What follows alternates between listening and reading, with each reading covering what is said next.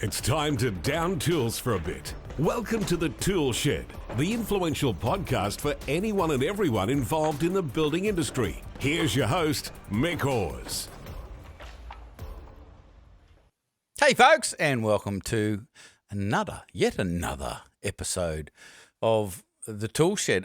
I'm not even sure what episode number this is, but it's after 100, and what I've just realised is I just completely missed the 100th episode as being the 100th episode and didn't make a big deal about it and forgot about it. So I guess we'll have to make a big deal of the 1000th. So we'll just keep our head down and keep going until we get 1,000 episodes, and then I'll make a big deal out of it. In this episode, I'm talking to somebody that we've spoken to before. In fact, it is Richard Armstrong from ProCalc, who is a sponsor of the Toolshed Podcast. And what we're going to be talking about is professionalism. There he is. He's got his ProCalc shirt on. Absolutely. Very professional. The reason that we're going to talk about this, and the reason that I asked you to talk about this, is that I think you are eminently professional. Therefore, I think that your opinion is valid. You've got a lot to do with the building industry. You speak to lots of builders, and I reckon you've got an opinion on this. So what do you think? Well, mate, thanks for having me on once again. Clearly I was professional enough to stay on from last time. I didn't. There wasn't a trapdoor in the floor where I fell through and you got rid of me. No big levers, gone. Now, I need to tell this story again to give our conversation context. I just sort of mentioned it too before we got started. But over the last month or so, I've been re-inspired by Daniel Priestley's book, and it's called Oversubscribed. It's his second version. The first one was voiced over by somebody else. This one's voiced over by Daniel himself. I really like it, the whole philosophy behind Oversubscribed. And part of that, I believe an essential part of being oversubscribed, and maybe it's worthwhile me just quickly talking about what oversubscribed is. A business has a capacity to supply, to be able to deal with a certain amount of clients. An oversubscribed business has probably 3 or 4 or 5 layers of really high quality people with really desirable projects waiting to be able to get into that business, and that business hasn't got the capacity to be able to serve. It's not about being a full business. It's about having a line around the block of high quality A-class clients with really desirable projects. That's and they're willing to pay a premium, and they're willing to wait, and they're willing to follow your process, all that sort of stuff. And one of the prerequisites for becoming oversubscribed is professionalism. So that's why we're talking about this. One of the exercises we did with our group the other day is I asked them, what does professionalism look like? And what does the opposite of that look like? And I'd like to ask you the same question. So if we're talking about professionalism, what would be some of the behaviours? What would professionalism look like in your mind when we're talking about a builder? What would a professional builder behave and look like? Yeah, I reckon there are two things. So the first is to always fulfill the promises that you make, or the commitments. If you say, "Yep, I'll do this at a certain time," or "I'll do whatever," fulfill it. So that's one group, which is quite a big group. Because when you're talking about delivering a house or delivering a renovation or whatever it may be for a client, that's a big promise to make. I think there's also another one, which is all of these little extras that the client didn't ever expect. Okay. And when I say that, when I say extras, I'm not talking about things where you throw in stuff for free. I'm not talking about that. I'm talking about, for example, and this is a pet peeve for me when I was building, was that if I got onto site and the boys had been there throughout the day and it was if it was towards the end of the day and the boys hadn't tidied up and they hadn't reorganised the site and made it look neat, I used to say to them, hey, look, we really got to make this look good, because what happens is that inevitably the client walks through at some point, sees the love that you've given with the way that you've left the site, and they go, gee, these guys did a good job. They even tidied up after themselves. And do you know what? As to whether you tidy up or not, it very rarely has any major outcome on the quality of the work that's done. No. But in the client's eyes, that's massive. And so I think there are really two groups of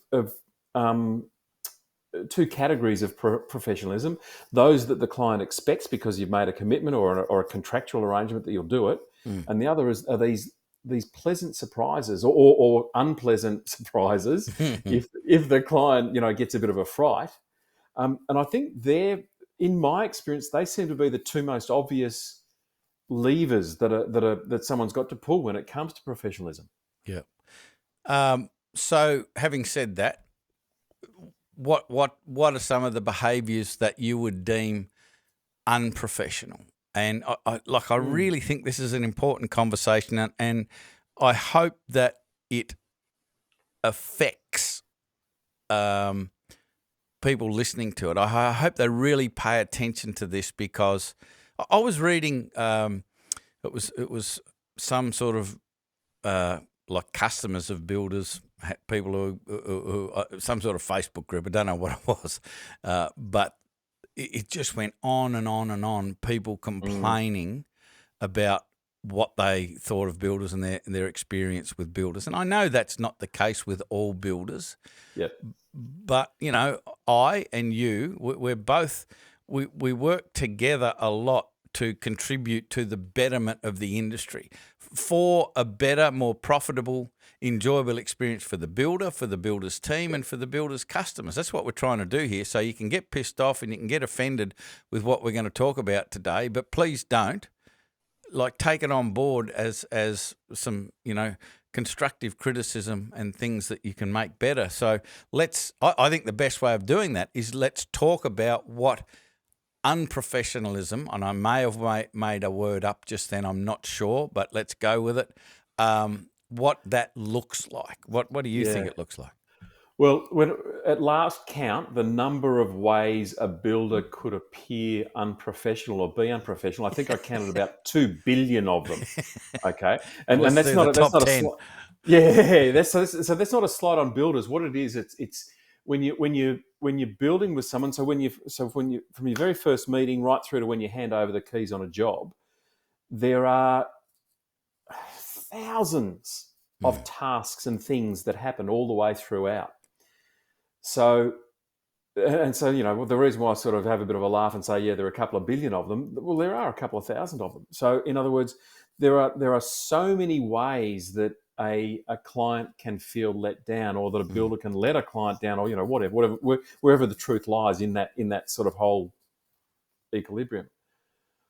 But I think maybe the best way that I think of it is if you try to put yourself in the client's shoes as much as possible. What it does is it creates this way of operating for the builder, where you've got this sort of this modus operandi, or an MO, where you're basically just saying, all right, I'm always going to try and make sure that I'm delivering what's needed from a builder's perspective, but I also want to try and always remember, what does the client need out of this? What are they thinking when they walk through? And I've got one of the chippies is telling the plumber he's a complete it's not a good look, is it? So so you got to try and really remember that. And this is so hard to do as a builder, because you're under the pump the whole time. You're like, I'm yet to come across a builder who feels as though he's not having to pump out and be delivering things really, on song. So it is hard, but if you can get into the habit or get into the practice of always understanding or thinking about what the way that the client will interpret a particular thing, what it does is it sort of gives you a way of operating where you can say, all right, what is the client going to think of this? And you, as a professional builder, you will make the choice about what changes, if any, you make, when you reflect upon that. But if you rock up, if you're expecting the client to rock up in the next 5 minutes and you're on the other side of town, you're nowhere near the job, and you're going to have a meeting with them there on site, how are they going to feel if they rock up and you're not there? And they go, oh, I wonder where the builder is. Oh, I'll call him. And the builder says, oh, yeah, no, I held up in traffic, or I got caught up on a job, I'm about an hour away. And the client's like, well, I just left work and I've just left work where I had to cancel a meeting to be here and da-da-da. Why the hell didn't you call me? So builders, and this is a classic, and trades do this a bit as well. If you are going to be late, for example, just jump on the phone, send a text message, whatever, but just communicate with them and just look at it through the client's eyes. Yeah. So I think I actually, when you talk about unprofessional behaviour, a builder's lot can go wrong in so many ways. The only way I can simplify it for my brain is to say, all right, how is this going to affect the client? And that for me seems to be a rule that I can use to make sure that I'm always, at least trying to give the client a good outcome, and that converts into positive client experience, which then converts into referrals, which then converts into being oversubscribed, as you talked about. Yeah. And then what that converts to is that you can actually charge higher margins as a builder. Yeah. So this is not just about it's good to be a nice bloke. It's good to be to have a bit of empathy for your clients and the people you work with, your subbies, your trades, your partner in life, all those things. You need to do that. But this is a situation whereby if you do it well, you will actually be able to monetize that. You'll be able to turn it into profit. And so I would argue there's double the incentive for builders to develop a bit of empathy with clients in terms of what they want. Yeah, absolutely. Couldn't agree more. I think the essence of all of this too is to understand what the builder's product is. I've talked about it a lot, but it's just really worth reiterating, because it stems from that old saying that you hear all over the place when it comes to communication and personal development is people won't remember what you said. People won't remember what you did. They will remember how you made them feel. Yeah. And the builder's product isn't the house at the end of the driveway. The builder's product is the memory of how the customer felt. And not even throughout the whole project, because how many times, you would have done this as a builder in a past life, you've done an extraordinary job. They're very happy. Something right at the end of the project goes awry. Maybe you didn't handle it very well because it wasn't something that you did, but you didn't take responsibility for it either. And that they have that last little bit of the project is a bad experience for them. Yep. They're asked by their friends a year later about their experience on that project. It was a bad experience because they just remember what that last thing was. It doesn't matter how well you went. So, it's all about how you make them feel. And you mentioned being late as well. Like I want to jump on this, and I'm going to say something that may ruffle some feathers and be a bit controversial, but so be it, is that there isn't ever an excuse for being late other than poor planning. When somebody is late, it is 100% their fault. It is not traffic. It is not, I was held up at a meeting, somebody went over talking on the phone, I couldn't get away. All of those things are just choices. And if you are late, it is 100% your fault. Own it, apologise for it, make up for it. For instance, if I'm going into town, and I've taught time management for 30-odd years now, in my diary system, I don't say I have an appointment with Richard at 1 o'clock. If I need to be with you at 1 o'clock, I don't write 1 o'clock Richard in the diary. I go, how long is it going? It's going to take me an hour to drive to where Richard is. it's going to take me probably 10 minutes to find a parking spot. It might take me another 10 minutes to get from the car to your office. And I'm going to allow, and I want to get there 10 minutes early because that's Vince Lombardi time. Like if you're 10 minutes, if you're on time, you're 10 minutes late. That's Vince Lombardi thinking. So I'm going to get there at 10 to 1. It's going to take me an hour to get there, 10 minutes to walk, 10 minutes to find a park, and I'm going to allow another 10 minutes for what if. And I write in my diary, I am leaving to get to Richard at this time. So if it's an hour and 40 minutes with all of the travel and bits and pieces, that's what I'm putting in the diary. And the alarm goes off at that time and I leave the office at that time. Because if we just go, I've got a date with Richard at 1 o'clock, how many times have you have people go, oh, shit, I better go. I've got to see Richard at 1 o'clock. And then they get in traffic, they can't find a spot, they're running through town, whatever. And they go, I'm sorry, mate, I was late because. No, it was just piss poor planning. That's all it was. Own it and live with it. What are your thoughts about that? Hey, I'm Mick Hawes from Builders Business Black Belt, and I hope you're enjoying this episode of the Toolshed Podcast. I've got something super exciting I want to share with you. We've got a place that's got a whole bunch more free resources to help you with your building business. In fact, there's a whole other podcast that gives you specific training that will help you get more free time, more profit, and more enjoyment from your building business. And it's called, funnily enough, the Toolshed. It's free to join, and it's full of other success-focused builders. And I invite you to join us in the Toolshed where you can ask me questions and get guidance and support from other successful builders. Just click the link in the description to join, and I'll see you in there. I hope you enjoy the rest of this podcast. Geez, I'll never be late for a meeting again with you, Nick. I reckon I'm probably a bit more forgiving than you.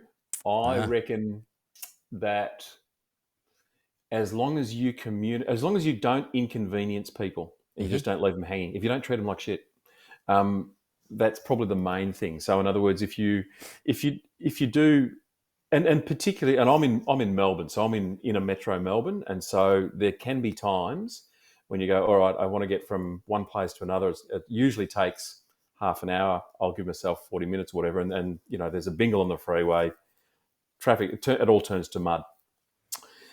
In those sort of situations, I reckon it would be a very tough client who doesn't understand if the builder reaches out and calls them and says, sorry, there's been an accident on the freeway. I'm stuck in this stupid traffic. I'll be there 15 minutes late, whatever. I think as long as you're communicating with people, I think it is I think you can probably learn, you can probably stretch those timeframes a bit. I know that's very different to your take on it. But I think that the other thing that I just when you're talking about, when you're doing handover and there's some sort of minor dispute over when you're handing over the keys or whatever. I know that Uber, when they first started training their drivers, when they first got going, they actually had it was some sort of psychology report or some sort of information that suggested that the way that you made sure that your customer had a good experience was the first time that they got into the car.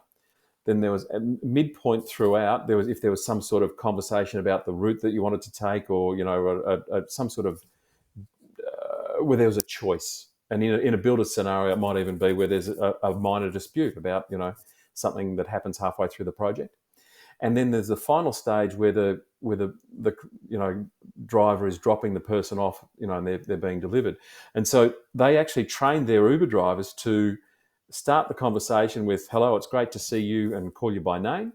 Then they'd say, oh, we're going to, halfway through, oh, we're taking this route. Is that okay? And then about a minute before they were about to drop the client off, or the passenger off, they would actually say, oh, and look, where are you off to today? You're having they'd have these very deliberate, structured touch points that were designed to give the client or the passenger a feel-good experience. And I think there's something that builders could probably take out of that, in that if you obviously at the beginning you're working hard to win the client and develop a relationship with them, position yourself as a professional builder, and and again stimulate that demand. But throughout the project, it's inevitable that there will be times where a decision needs to be made, or you discover something that isn't right. So you've got to go back to the well and say, hey, look, sorry, Mr. and Mrs. Client, we've found something here that no one expected.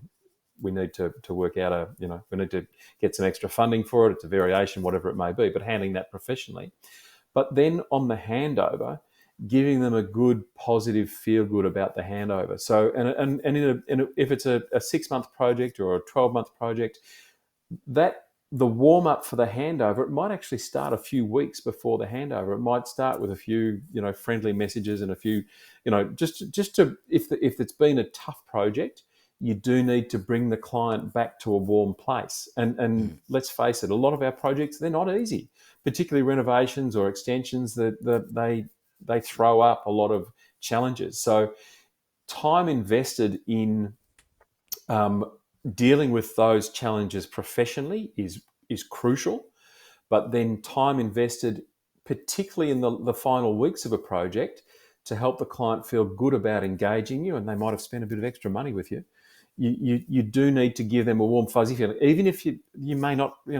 Sometimes you get to a point where you're no longer in love with that client because they've been driving you mad a bit, but you've got to put on the professional suit of armor and go back to them and say, hey, look, it's been great having you guys as a client, and we've done this and we've done that, and we know we're really happy with the way it's done, and da-da-da.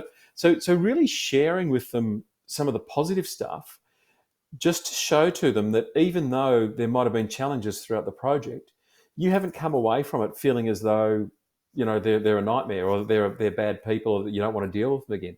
It's really about just saying to them, hey, we're still mates here. We'll be okay. We're going to get through this, and we're going to do a good job of it. And so reminding them of that all the way through, particularly in the last 4 or 5 weeks, it can often save that negative experience where you're chasing the client around the kitchen table with the keys in one hand and the checkbook in the other, trying to make it all work. So I think that can make a huge difference towards the end of a project, but then obviously that flips onto the referrals and the fatter margins that we were talking about earlier. Mm. So it makes sense. You're going to get a return on investment. I know that you do a lot of planning, and I know that you do a lot of analysis. And I think this is a really important part, or a really important point to make to everyone listening, because you need to have systems, and you need to have processes, and you need to be measuring your performance. And when we talk about your business's capacity, so we did an exercise a little while ago with the Black Belt members. What does your ideal capacity look like? And it was X amount of premium jobs, X amount of medium-sized jobs, and X amount of small jobs per year. And we talked about the value of the small jobs to be able to use them as little experiments for a new system or a new process or a new skill or a new way of communicating with your clients. Because if it didn't work, because sometimes when we're learning things don't work the way we wanted, and something goes a little bit wrong with that project, it's a small project. You don't want to be practicing that stuff on your premium project.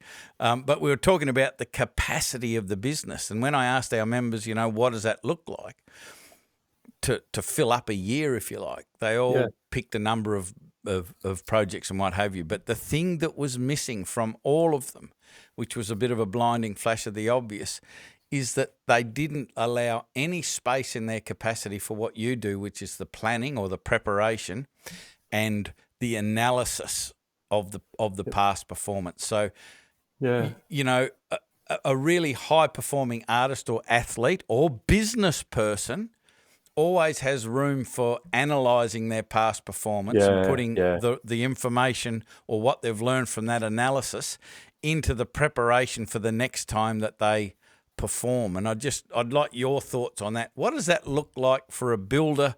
Why do they just bloody concentrate on the performance all of the time, and they leave no space for the analysis or the preparation for better performance next time?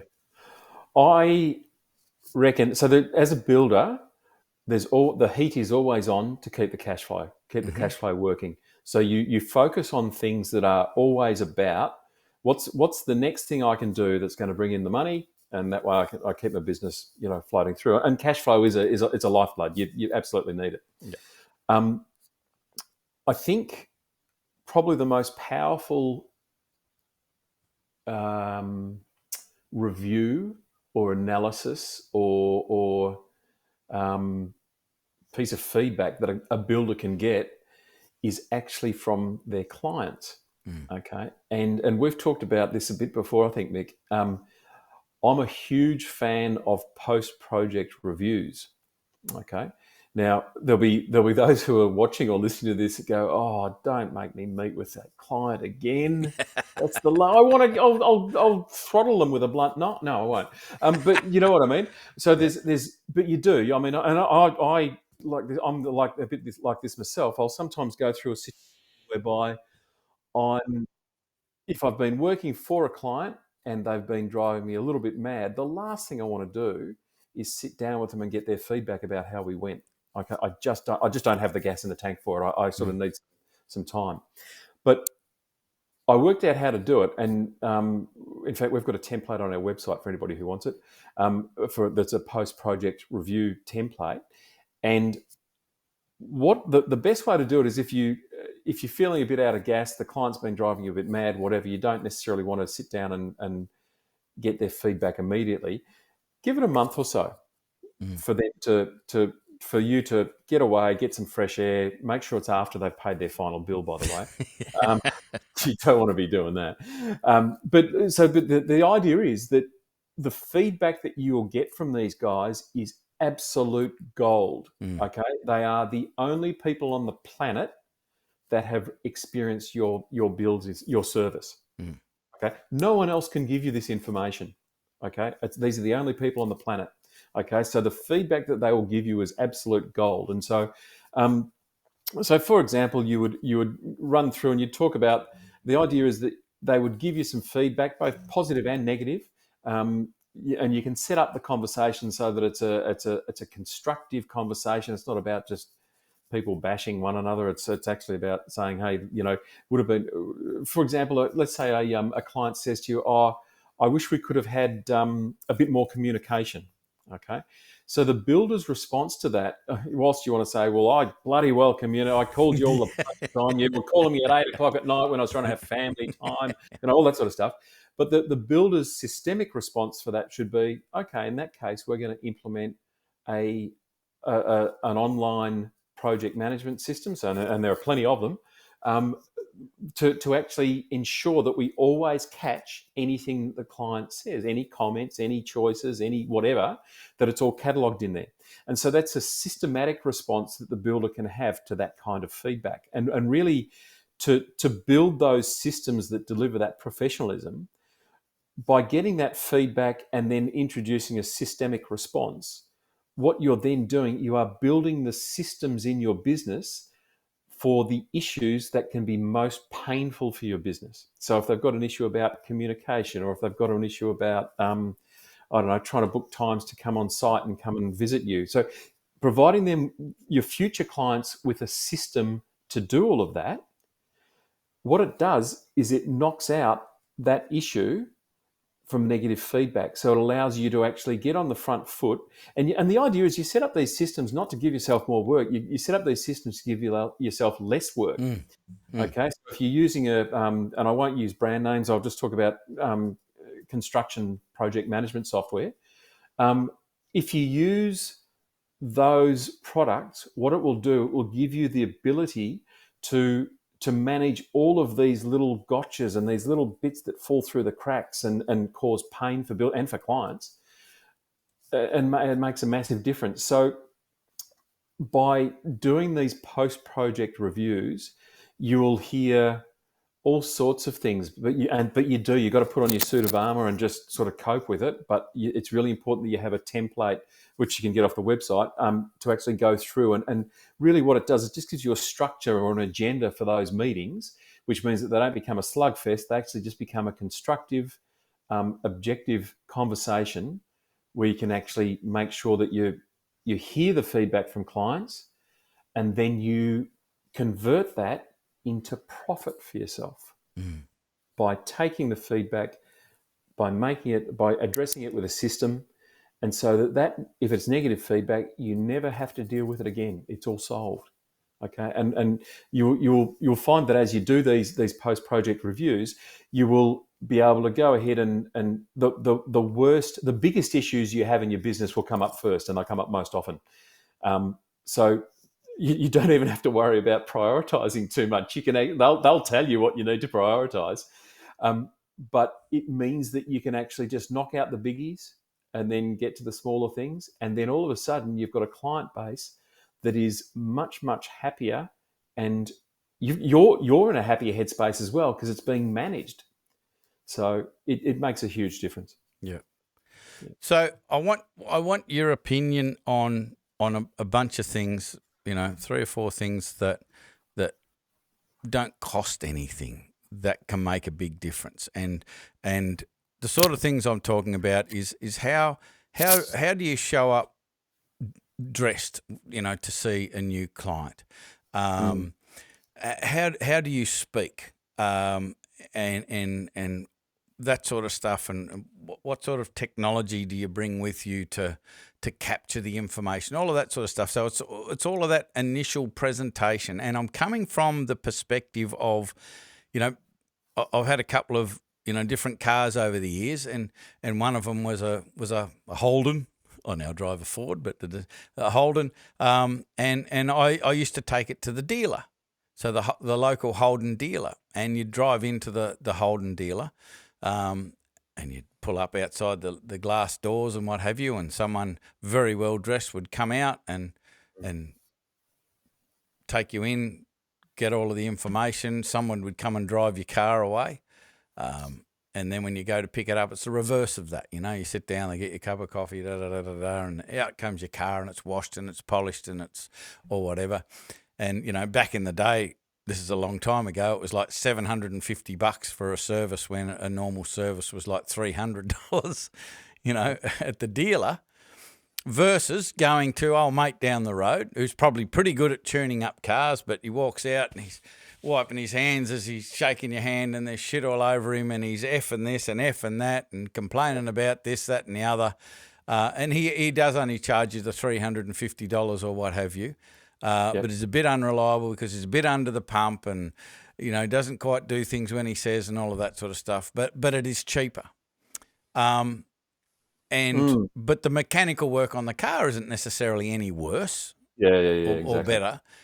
But my point is if you present as a professional and you behave as a professional and you have systems and processes and communication of a high level professional, you will attract people that want to pay a premium, because the good quality clients that would buy a Rolex, and they buy a Rolex for status, they don't buy it because it keeps better time than a $100 watch. Yep. Like, you start to attract those people. So what happens to your profitability and your ability to serve people when you're making more money from less clients? Yeah. I think so just with appearances and the way that you communicate with people. So in other words, if you rock up and you've got a uniform, you've got the right technology, you've got the right brochure that's on brand, you speak clearly and comfortably with them, the client who is drawn to that is happy to pay a premium. Yep. They're more likely to be happy to pay a premium. The client who wants a discount, all right, they're the ones that are going to be fishing around looking for some builder with his arse hanging out of his pants. Okay, so I think they're two distinctions on price that I think, and if you, for the people that are watching this or listening to it, if you're looking to improve your bottom line, that's an easy way of doing it, by giving the client a professional and experience. I think that there's other people that when you first rock up, you don't know what that person's filters are for what's acceptable and what's not. You don't know what their expectations are unless you walk in the front gate and their lawn is cut like two centimeters long or 20 millimeters long right across, and their front fence is painted perfectly, and the windows are all spotlessly clean and all that Yeah. sort of thing. You know, and in fact, I've had this. So I've walked into a number of clients' houses that have been like that, and I'm thinking to myself, gee, this house is actually in pretty good nick. I'm not sure what it is that they're wanting to do, and what I found was that almost without exception, when I walked into somebody's front yard and that was what it was like, they turned out to be a very, very lucrative client because they had these expectations and they knew they had their expectations. And so they would say, oh, no, we know this is going to cost money to get the outcome that we want. Yep. It's okay for us to spend the money to do that. So there's that group of people and they will always want that professionalism. But everybody else, there are layers of this about what filters out what's acceptable and what's not from a builder. And so some clients, for example, they won't care if you drop the F-bomb, but there's not a lot of them. No. Okay. And so really what a builder can do is rock up, look professional, speak clearly, help the client understand, speak with empathy, help the client, try to understand where the client's coming from, be fair, don't be gruff, all of these things that are builders have got the reputation of doing all of these things. But what will happen is that if you stay within that narrow lanes, what it means is that people won't filter you out, because if they've got these invisible laws that they apply to when they will or won't select a builder, or what laws they'll apply for that will indicate the right builder for them, you don't know what they are. And so if you keep it on the straight and narrow initially, then it's just going to help them get to know you, get to trust you, get to tap into your expertise, and then they can actually go ahead and begin to talk turkey with them and you with them. So, yeah, it makes a big difference. But the big point about this that I wanted to make is that doesn't cost anything. Like to get a clean, you can still have the branded shirt like you've got there, and some FDX pants or whatever they are, and boots, so you still look like a builder, but have a set that is always completely clean and pressed and what have you. And you that's your Superman suit. When I'm going to have a client meeting or a prospect meeting, that's what I slide down the bat pole and change into. And the other thing that I would suggest, this may cost a little bit in some paying some wage time for your 2IC or your site supervisor or whatever, but real professionals always show up with a team. They don't show up individually. They always show up with a team. You think about, you've got your lawyer there and the guy on the other side of the table walks in and there's four guys carrying briefcases. You go, holy snap and duck shit, Batman, we're in trouble. They show up with a team. Professionals show up with a team. And when you show up with a team, there are so many benefits to that. And say, Mr. and Mrs. Jones, I brought Richard along because Richard is an expert at this. Richard takes care of this. Richard is really good at this. Richard has got a lot of experience. Richard is a legend. I can say that about Richard.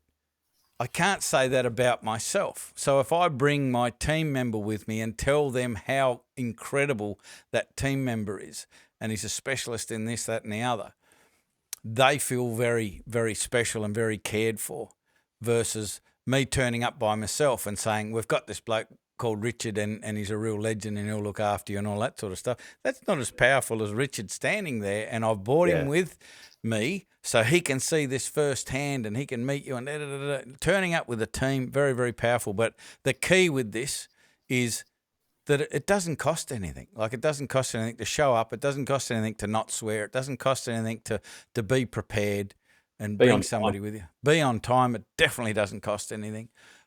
So I hope this is beneficial for, some people are listening and probably going, oh, what do you know, you dickhead, you don't know, you're not a builder, you don't know how hard it is and how difficult it is. So please take it on board. It's not meant as a criticism. We're here to help, but if you're not going to be open enough to say, well, this is, I am making these mistakes. There's not much we can help you with, and just, while I've got the talking stick, Richard, you can just sit there and nod patiently. We did this session with the black belt members just a couple of weeks ago, and I got them to list all of the things that would be seen as professional, and all of the behaviours and looks and sounds and smells that would not be professional. And so as a group, we created this big list of, this is what professionalism looks like, this is what the opposite looks like.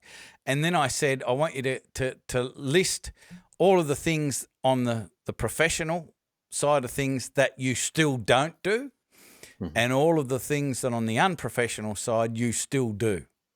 And as a group, we were amazed with how many of our builders still didn't do a lot of things that makes them professional, and were still doing a lot of things that makes them unprofessional. So I'm saying that just to say that we've got to be open to it. We've got to be aware of it. We've got to own it, and we've got to create the capacity in our businesses to become more professional, because it is the biggest bugbear and the biggest complaint by a long way of your market. Your market does not trust you. They don't like you. They don't think of you as a professional, so they don't want to pay you as a professional. That can change, and hopefully these ideas will help change that. You mentioned that there was a tool that you could offer. Yes. Where do we get that? Yeah, on our website at procalc.com.au /builders. There's a free download of premium builders content, and one of the things that's in there is a template that's basically a post-project review template.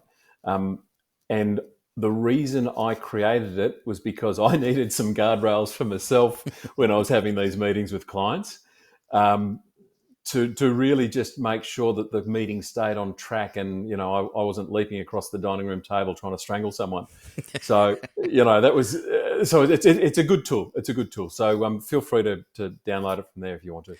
We'll make sure that we put the link to that in the description. And encourage people to jump onto ProCalc and take it for a test run, and give you a call and talk to you about it and what have you, because it's just a super cool tool that can contribute to the level of professionalism, which is one of the reasons why I wanted to talk to you about it, because I just think that when people introduce this whole concept of, let's just see if your budget is remotely in the ballpark of your expectations for the scope, ProCalc is just a super tool to be able to do that with. So there's the professionalism. So thank you very much for being on the podcast yet again, and we'll be talking to you again. I'm sure we'll make this a fairly regular thing, because you're working with builders all of the time, so am I, and we've got a lot of experience about how we can help builders build a better building business. So that's great. It's always great to be on the show, Mick. I really appreciate it. Thank you very much again, and we'll be talking to you soon. Folks, that's it for this episode of the Toolshed Podcast. Maybe we ruffled some feathers. Hopefully we've just got you thinking. And if you can just go, I don't like what he said, but I think he's right, and start to look at how you can implement some of these ideas that don't cost anything to improve your professionalism, because you will get a terrific return on your investment, which is only a bit of time and effort, not money, implementing some of those ideas. And you'll end up with better quality clients, having better quality experiences. So will you. You'll make more money. You'll have more free time because of it. You'll have a lot more enjoyment. It's all good. But first, we've got to listen. We've got to open up to it. We've got to own it, and we've got to do something about it. So if you've got any questions about it, you know where to find us. So ask any questions, give us any feedback about anything that you've implemented from some of the ideas in our conversation today. We'll put the link to the resource that Richard was talking about.